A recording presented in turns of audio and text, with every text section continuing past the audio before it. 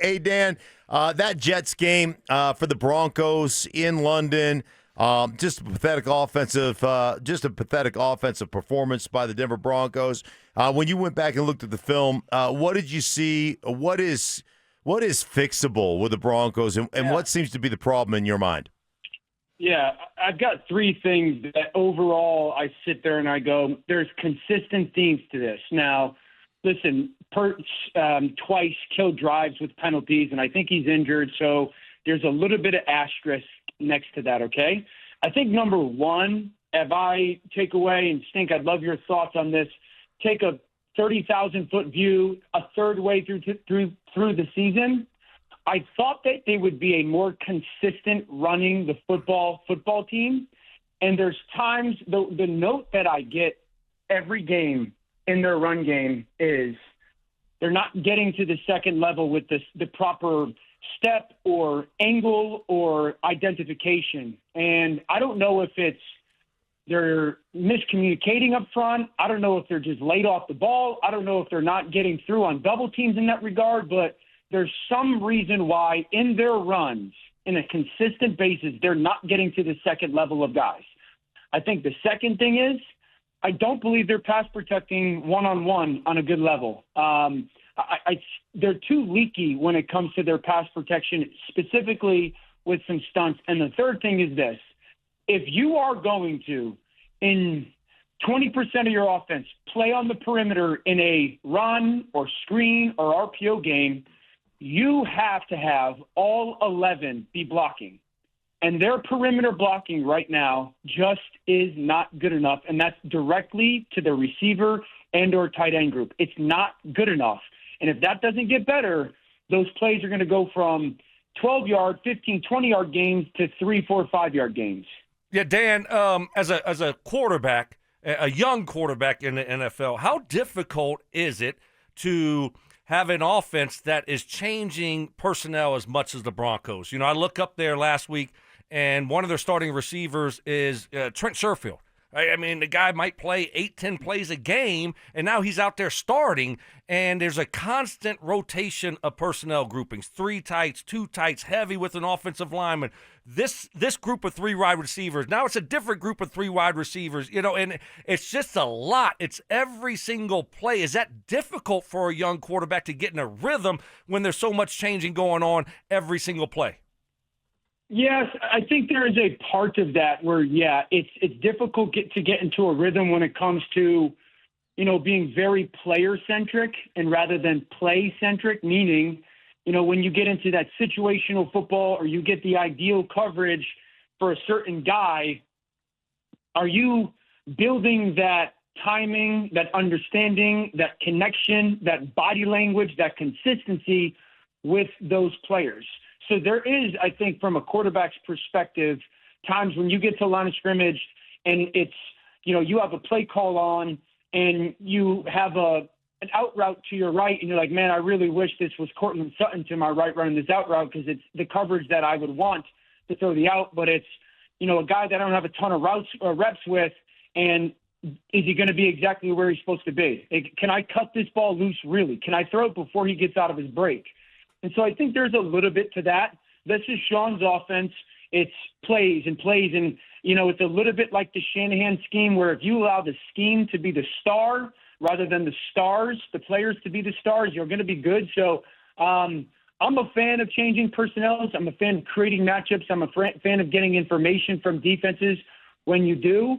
It's the fine balance and finding that of when are we stunting our urgency? When are we stunting a little bit or holding up a little bit of our pace and tempo?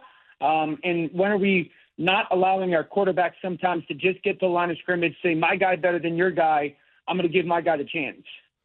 How hard is it, do you think, for a guy like Bo Nix who's in his second year and, you know, and this offense has sputtered for the majority of the season? They've had a quarter or 2 quarters here or there that have been good, but for the most part it's sputtered. How hard is it to go to a coach who has definitely had, you know, lots of pelts on the wall and really understands offense to go, man, this is too much, or like we need to change some things? Like in your opinion, how difficult is that as a quarterback to be able to kind of put your foot down and say, man, we need to simplify this a little bit? Yeah, that's it all depends on the guy, Stink. Like, I would tell you, I don't know Bo, and I don't know if that's his personality.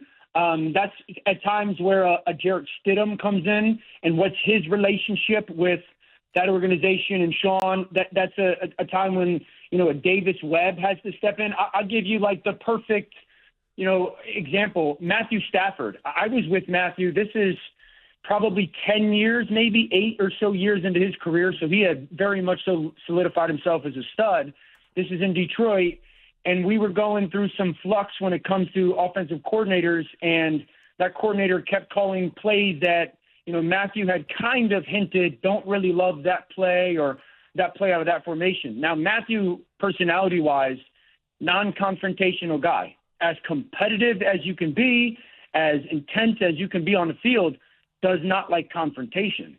I do. And so literally my role was I would just play the middleman, and I would go to the coaching staff and be like, hey, stop calling this play, stop calling this, stop calling this. You only want it out of this scheme or this personnel grouping or this formation. And so, it's hard for a young quarterback, but I think it's a little bit attached to Bo's personality.